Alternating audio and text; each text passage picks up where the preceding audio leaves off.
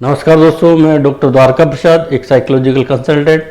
दोस्तों, आज हम जिस वीडियो पर चर्चा करने जा रहे हैं उसका बेसिक जो वीडियो था वो तो हमने लास्ट वीडियो में दे दिया है कि जो है सब्सटेंशियल रिलेटेड डिसऑर्डर क्या है। तो आज हम उससे आगे बढ़ते हैं कि सब्सटेंस में कौन कौन से सब्सटेंस के बारे में हम डिस्कस कर सकते हैं। तो पहला जो हमारा सब्सटेंस आता है वो है अल्कोहल रिलेटेड डिसऑर्डर, यानी कि अल्कोहल से सीधा सीधा अर्थ हम ये ले सकते हैं कि आप शराब का जब बात करते हैं तो उसको अल्कोहल कहा जा सकता है। तो एक व्यक्ति जब अल्कोहल लेता है तो उसके क्या क्या लक्षण होते हैं, क्या कारण होते हैं और क्या उपचार होते हैं, यही हमारे आज के वीडियो में शामिल है। दोस्तों, हम देख सकते हैं कि जनरली एक युवा या एक जो भी शुरुआत करने वाला व्यक्ति होता है, किसी शादी पार्टी या किसी भी ऐसे समारोह में शामिल होता है जहाँ पर लोग ऑलरेडी ड्रिंक कर रहे होते हैं, शराब का सेवन कर रहे होते हैं या अल्कोहल ले रहे होते हैं, तो वो उनके दबाव में या उनके साथ जिज्ञासावश भी ले लेता है कभी कभी। तो सबके साथ जो ले रहे होते हैं वो भी पहले इसी तरह लेते हैं और जो नया लेता है व्यक्ति वो भी इस तरह लेता है। तो जब वो ले रहे होते हैं तो उसको जिज्ञासावश या दबाववश या दोस्त कहते हैं उसको कि 2 पैग लगा लो यार, 2 पैग के लिए तो दोस्त डॉक्टर्स भी मना नहीं करते। और वो 2 से 4 से कब क्वार्टर में बदल जाता है और क्वार्टर से कब उसको एडिक्शन की स्थिति आ जाती है, ये उसको लेने वाले को भी पता नहीं चलता। तो दोस्तों, इसमें सबसे पहले मैं आपको ये बताऊँगा कि हमें एडिक्शन जब जुड़ जाता है तो एक गंभीरतम स्थिति हो जाती है। आप कुछ कभी कभार कोई चीज़ यूज कर ली, वो चल गई, लेकिन अगर एडिक्शन बन गया तो वो बड़ी विकट स्थिति हो जाती है, चाहे वो शारीरिक हो, मानसिक हो, आर्थिक हो, सामाजिक हो। तो एडिक्शन होने से हमें बचना चाहिए। तो ये कहा जा सकता है कि या ये कहा जाने में कोई गुरेज नहीं रखनी चाहिए कि जो अल्कोहल है, अगर व्यक्ति उसका एडिक्शन कर ले या एडिक्शन हो जाए उसको, तो कभी कभी तो व्यक्ति अपराध भी कर बैठता है, कभी कभी ऐसे लोगों का काम कर बैठता है जिनमें हत्या भी होती है, आत्महत्या भी होती है, बलात्कार भी हो सकता है, आपराधिक बहुत सारे काम ऐसे हैं जो हम आए दिन पढ़ते हैं, वो भी होते हैं। और एक्सीडेंटल केसेस जो होते हैं वो ज़्यादातर शराब केस जो है ज़्यादा ओवरडोज लेने की वजह से ही होते हैं। तो ये सब जो कार्य है, इस सब के पीछे अगर कोई रिस्पॉन्सिबिलिटी अगर मानी जाए तो वो है अल्कोहल का एडिक्शन होना या ओवरडोज लेना। तो या इसे हम ये कहें कि ये लत की जो गंभीरतम स्थिति जब आ जाती है तो वो एडिक्शन कहलाती है। और एडिक्शन होना किसी भी चीज़ का वो नुकसानदेह रहता है हर व्यक्ति को। अगर हम इसकी क्लिनिकल पिक्चर की बात करें दोस्तों, तो क्लिनिकल पिक्चर ये है कि जब व्यक्ति अल्कोहल एडिक्शन हो जाता है तो उसका जो उच्च मस्तिष्क के केंद्र है वो प्रॉपर वर्क नहीं कर पाता है। वो प्रॉपर वर्क जब नहीं करता तो वो डिसीजन नहीं दे पाता है। उस व्यक्ति का जो इस तरह ज़्यादा शराब का सेवन करता है और डोज लेता है, वो उसका मोटर कोऑर्डिनेशन बिगड़ जाता है। मोटर कोऑर्डिनेशन में चलना, उठना, बैठना, ये सब आते हैं। तो इन सब में उसका हाथ जैसे अगर हम कहें कि भाई आप चाय पकड़ कर पिए कब, तो उसका कब हिलता हुआ नज़र आएगा, उसके होंठ हिलते हुए नज़र आएंगे। तो ये वाइब्रेशन जो है, ये कंपन की स्थिति उसमें उत्पन्न हो जाती है, तो इसको मोटर कोऑर्डिनेशन कहते हैं। तो ऐसे व्यक्तियों में मोटर कोऑर्डिनेशन बिगड़ जाता है, सेल्फ कंट्रोल नहीं रह पाता है, वो खुद पे नियंत्रण नहीं रख पाता है, रोने भी लग सकता है, वो चिल्ला भी सकता है, क्रोध भी कर सकता है, लड़ भी सकता है, कंट्रोलिंग पावर उसकी नहीं रहती है, वो अनरियलिस्टिक वर्ल्ड में चला जाता है। जब शराब का सेवन करता है व्यक्ति तो वो वास्तविक दुनिया में नहीं रहता है, वो अवास्तविक मतलब कल्पना लोक में घूमता है, विचरण करता है, उसको बहुत अच्छा अनुभव होता है, सुख आनंद की अनुभूति होती है। तो वो इस तरह का अनरियलिस्टिक वर्ल्ड उसका बन जाता है कुछ समय के लिए। लेकिन ये फेज विशेष होती है जब तक उसका अल्कोहल का असर होता है। और अल्कोहलिक व्यक्ति जो होता है उसमें सेक्सुअल स्टिमुलेशन बढ़ जाता है। तो सेक्सुअल स्टिमुलेशन बढ़ने के कारण आप देख सकते हैं कि बहुत सारे जो इस तरह के आजकल के आपराधिक कृत्य हो रहे हैं, सेक्सुअल से रिलेटेड वो इसी वजह से हो रहे हैं। लेकिन अगर हम इसको क्लिनिकली देखें तो इसमें इसका जो है सेक्सुअली परफॉर्मेंस उतना नहीं रह पाता है जितना नॉर्मली होता है, तो इसमें स्टिमुलेशन बढ़ जाता है, परफॉर्मेंस कम रहता है। अगर ऐसे व्यक्तियों की और डिस्कस की जाए तो ऐसे व्यक्तियों में ब्लैकआउट की स्थिति हो जाती है। ब्लैकआउट इन द सेंस कि उसकी मेमोरी लेस जो है, मेमोरी लॉस होने की स्थिति हो जाती है, यानी कि उसको याद किया हुआ या पहले का या 1 घंटे का 2 घंटे पहले की स्थिति का बिल्कुल ध्यान नहीं रहता है। और उसके ना तो उसको भूख की इच्छा होती है, ना उसको कुछ जो सोने की इच्छा करती है, और उसके शरीर में ऐंठन की स्थिति भी आ सकती है। तो ये सब चीज़ें हो जाती है। और स्थिति जब गंभीरतम होती है तो व्यक्ति सुबह सुबह उठकर पीने के अलावा उसको कुछ नहीं सूझता। तो ये स्थितियाँ इसकी क्लिनिकली पिक्चर में आती हैं। और अगर हम इसको फेज वाइज डिवाइड करें तो इसकी 4 फेजेस आती हैं शराब के सेवन की, जो क्रमिक होती है, सतत रूप से होती हैं। और ये क्रमिक और सतत रूप से होने का भी एक बेसिक रीज़न ये है कि अल्कोहल के जो इंग्रेडिएंट्स हैं उनमें एक कुछ न कुछ ऐसी चीज़ें होती हैं जो उसको स्पेसिफिक बना देती हैं, जिसकी वजह से व्यक्ति जब उसको लेता है, सेवन करता है, तो उसको बड़े उसका जो तनाव होता है वो कम हो जाता है, उसकी चिंता कम हो जाती है, उसका डर बिल्कुल नहीं लगता, उसको डर बिल्कुल नहीं लगता और उसको आनंद की अनुभूति होती है। यानी कि वो उस कुछ समय के लिए उसको लगता है कि मुझे ये स्टेज ही रहे मेरी। तो इस वजह से चलते रहने के कारण वो जो है बार बार पीने लग जाता है और वो फेज 1, फेज 2, फेज 3, फेज 4 तक चला जाता है। फेज 1 में वो पीना शुरू करता है और फेज 4 ऐसी स्थिति होती है जिसमें वो पिए बिना ही नहीं रह सकता, यानी कि वो बिना पिए कोई कार्य नहीं कर सकता।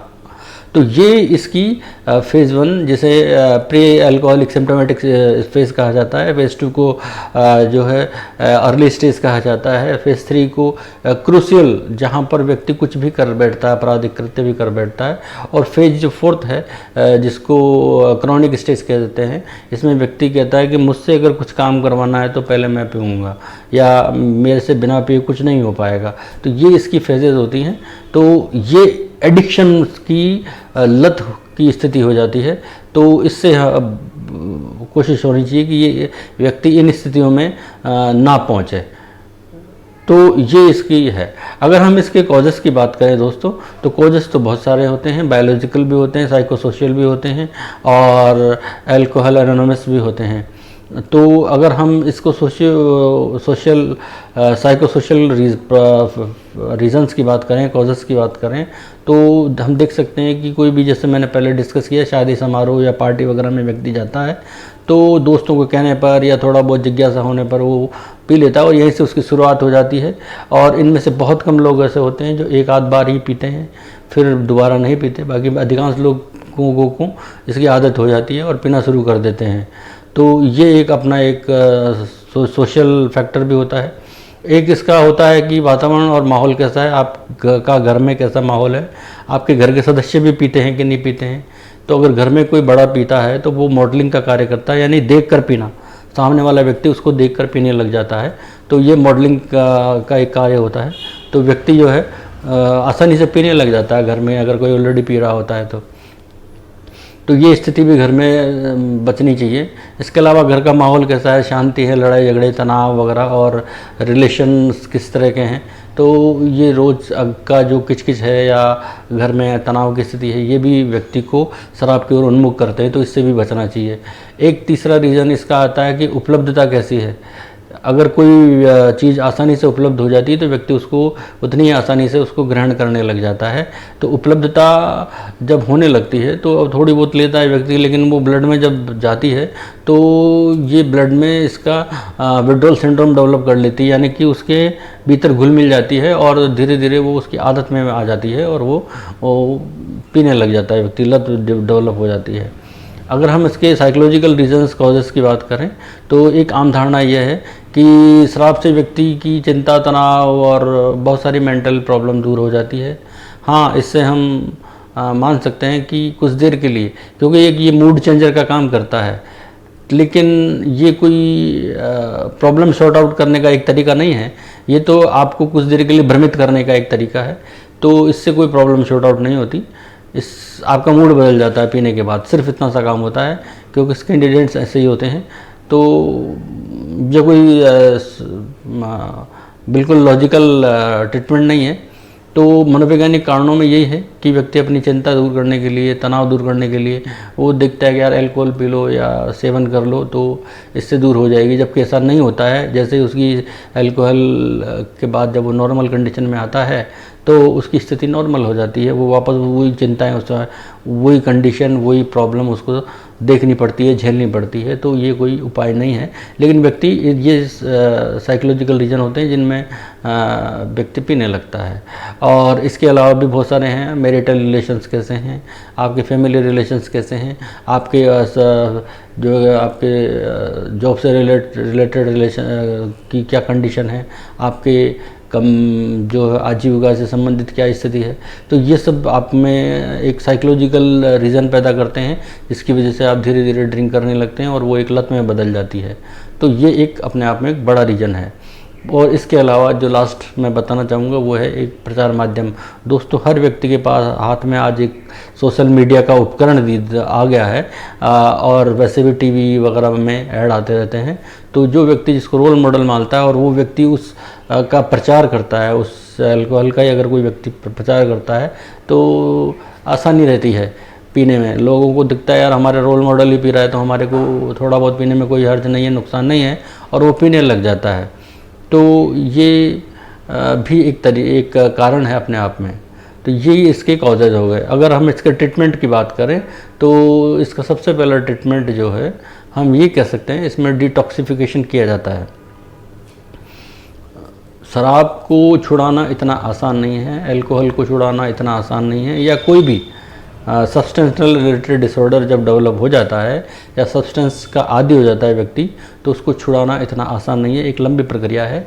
और उन्हीं प्रक्रियाओं में एक प्रक्रिया है डिटॉक्सिफिकेशन। तो डिटॉक्सिफिकेशन में क्या होता है कि जब व्यक्ति जब एडिक्ट हो जाता है, अल्कोहल एडिक्ट हो जाता है, तो उसको मेडिकल सुपरविजन के अंतर्गत रखा जाता है और धीरे धीरे उसको मेडिसिन्स दी जाती है और उसके ब्लड से अल्कोहल की मात्रा को कम किया जाता है और उसकी लत कम होने लगती है, इच्छा कम होने लगती है। और साथ में कुछ ऐसी मेडिसिन भी दी जाती है कि अगर कोई भूलकर सेवन भी कर ले, अगर कहीं किसी वजह से कोई किसी माध्यम से, तो उसके पेट में दर्द हो सकता है, उसको उल्टी आ सकती है, उसको चक्कर आ सकते हैं, और उसको उससे बहुत सारे ऐसे प्रॉब्लम हो सकते हैं कि वो उसको दोबारा जो है वो अल्कोहल पीने से डरने लगता है। तो ये डिटॉक्सिफिकेशन की प्रक्रिया है। इसके अलावा अगर हम बात करें साइकोलॉजिकल थेरेपीज़, तो इसमें जनरली 3 थेरेपीज़ को यूज किया जाता है, जिसमें ग्रुप थेरेपी आ गई, बिहेवियर थेरेपी आ गई और साइकोलॉजिकल ये अल्कोहल एनोनिमस की प्रक्रिया आ गई। तो ग्रुप थेरेपी की जहाँ हम बात करते हैं दोस्तों, तो ग्रुप थेरेपी में पेशेंट और उसके परिवार को आपस में बैठकर एक कंसल्टेंट बैठाया जाता है, डॉक्टर बैठता है, डॉक्टर एक बार के लिए बैठता है, फिर कंसल्टेंट अपने सेशंस देता है उसको कि भाई तुम्हें तुम्हारी बेसिक प्रॉब्लम क्या है, वो उसके परिवार के सामने बैठ के डिस्कस की जाती है, उससे इंटरेक्शन डेवलप किया जाता है, आत्मीयता दी जाती है, सहानुभूति दी जाती है और उसके सॉल्यूशंस निकाले जाते हैं। तो धीरे धीरे व्यक्ति को लगता है कि हाँ, इससे इतर भी कोई इलाज हो सकता है, तो वो उसकी इच्छा कम होने लगती है। तो ये ग्रुप थेरेपी में किया जाता है। बिहेवियर थेरेपी में दोस्तों उसको विरुचि अनुबंधन का प्रयास किया जाता है। विरुचि अनुबंधन मतलब उसको उसकी रुचि खत्म करना। तो जैसे ही अगर कोई व्यक्ति ड्रिंक करता है और उसको अगर शॉक दे दिया जाए किसी भी चीज़ का, इलेक्ट्रिक का, तो विद्युत आघात दे दिया जाए थोड़ी देर का, बहुत कम लेवल पर, तो उसको उस लगने से उसको डर का एहसास होता है, उसको एकदम से विरुचि उत्पन्न हो जाती है। तो ये विरुचि अनुबंधन का कार्य इसमें किया जाता है। इसके अलावा जो है उसको CBT, जिसको कॉग्निटिव बिहेवियर थेरेपी भी कहा जाता है, उसके का भी यूज़ किया जाता है। और इस CBT के तहत उसको विशेष परामर्श दिया जाता है कि आप अल्कोहल ले रहे हैं तो गलत ले रहे हैं और इसको आपको नहीं लेना चाहिए, क्या तरीका है क्या नहीं है। ये सब एक कंसल्टेंट जो है अपने सेशंस के दौरान करता है। ये एक थेरेपी होती है और वो थेरेपी के द्वारा उसकी छुड़ाई जा सकती है। इसके अलावा उसमें उसको अगर ऐसे कौशल डेवलप किए जाते हैं जिससे उसको आजीविका से रिलेटेड वो, क्योंकि वो जब इस एडिक्ट कंडीशन में आ जाता है तो उसका सारा काम बिगड़ चुका होता है। तो ये सब उसको डेवलप किए जाते हैं। एक और जो तीसरा मैं बताना चाह रहा था, अल्कोहल एनोनिमस, ये एक नया एक्सपेरिमेंट किया गया है। इसमें पेशेंट का नाम गुप्त रखा जाता है, उसको ग्रुप में छोड़ा जाता है और उसमें उसको आत्मूल्यांकन की स्थिति दिखाई जाती है कि जिन लोगों ने छोड़ दी उनकी क्या स्थिति है, जो पी रहे हैं उनकी क्या स्थिति है, और उससे अलग से व्यक्तिगत रूप से भी बात की जाती है। तो जो छोड़ चुके होते हैं उनके बारे में उसको बताया जाता है, तो उसको ये जानने का मौका मिलता है कि क्या छोड़ने के बाद ये स्थिति भी दोबारा आ जाती है ठीक होने की, और नई स्थितियाँ आ जाती हैं, तो व्यक्ति छोड़ने की इच्छा में ज़्यादा अपनी खुशी जाहिर करता है और छोड़ देता है। इस प्रोसेस को AA भी कहा जाता है, या अल्कोहल एनोनिमस भी कहा जाता है। तो इसके अलावा रिहेबिलिटेशन सेंटर जितने भी प्रकार के हैं, जितने भी रिहेबिलिटेशन सेंटर्स हैं, वहाँ पर एक लंबे समय तक व्यक्ति को रखा जाता है, मेडिकल सुपरविजन में रखा जाता है, कंसंट्रेट के सेशंस चलते हैं, और तब जा कर के एक व्यक्ति जो है अपनी शराब से मुक्ति पाता है या अल्कोहल के एडिक्शन से मुक्ति पाता है और एक नॉर्मल जीवन जी पाता है। तो दोस्तों, मेरी सबसे यही गुजारिश है कि आप किसी भी चीज़ की एडिक्शन नहीं होनी चाहिए, उससे कम से कम कोशिश हो कि उससे बचा जाए, और अधिक से अधिक उससे बचा जाए, कम यूज किया जाए या न किया जाए।